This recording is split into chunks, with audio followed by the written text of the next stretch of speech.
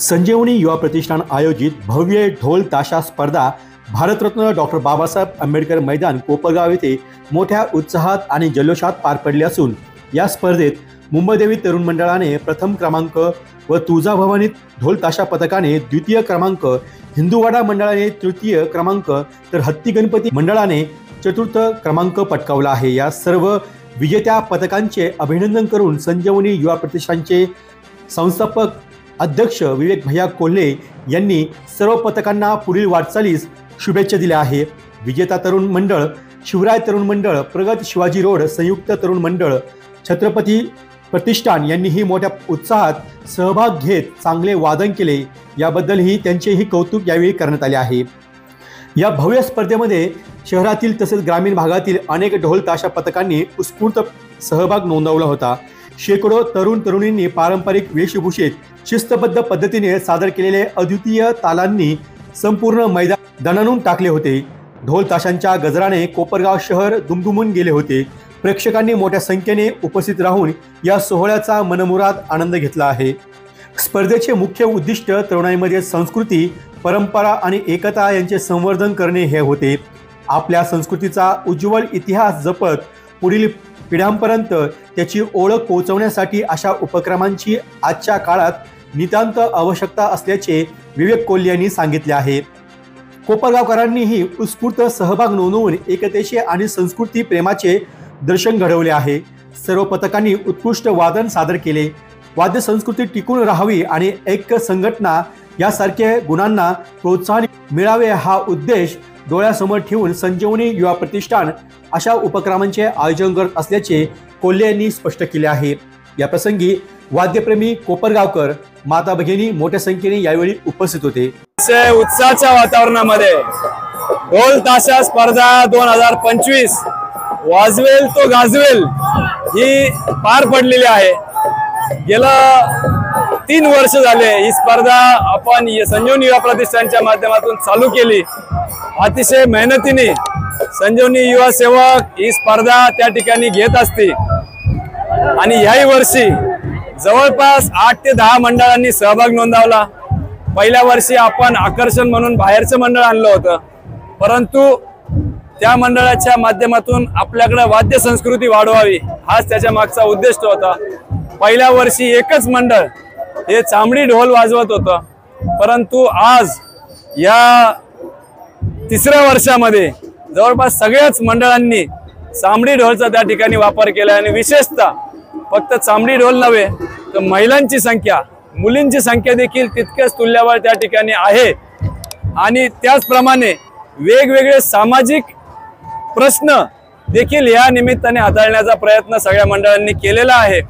2 वर्ष हिंदूवाडा तरुण मंडळ त्या ठिकाणी प्रथम आलेलं होतं। या वर्षी मुंबादेवी जे द्वितीय क्रमांक मागच्या 2 वर्ष पटकावले होतं ते या वर्षी प्रथम क्रमांकाने त्यांनी पटकावलेलं आहे। वेगवेगळ्या वेशभूषा असतील, वाजक असतील, त्याच्यासाठी मार्क दिलेले गेले असतील। अतिशय पारदर्शकपणाने ही स्पर्धा पार पडली आणि कोपरगावकरांनी प्रचंड असा प्रतिसाद दिला, त्याबद्दल त्यांचे मी खूप खूप आभार मानतो। याच्यामध्ये कोण जिंकलं यापेक्षा वाद्य संस्कृती जिंकली हे महत्त्वाचं असं मी समजतो आणि आलेल्या सगळ्या प्रेक्षकांचे आभार मानतो। धन्यवाद।